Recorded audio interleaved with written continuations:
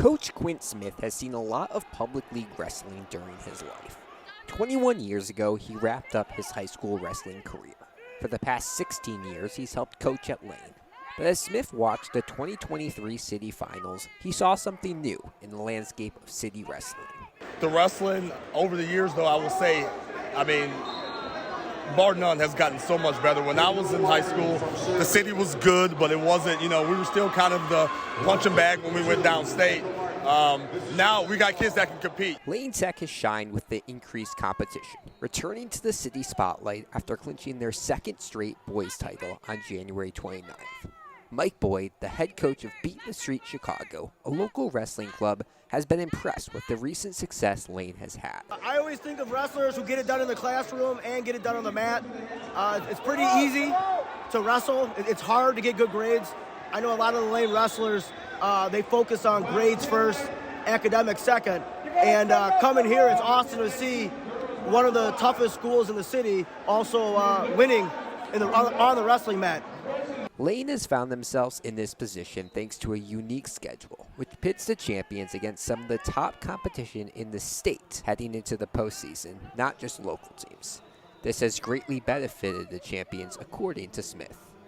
Lane, we've always notoriously wanted to wrestle a tougher schedule. Our record may not reflect it, sometimes when we get to the city tournament, but the technique and the experience that we get at these suburban tournaments when we're wrestling the prospects and, the Loyolas and the Barringtons, getting in that good competition helps us once we get to the city tournament to dominate. But while the increased competition leading into a championship plaque for the champions at City was sweet, the weekend represented something more for both Lane and the whole city.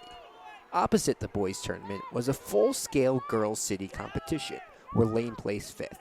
Natalie Cortez, a Lane wrestling alum and current assistant coach, saw a big change from her time on Lane's team. There's a lot more girls than before, which is great.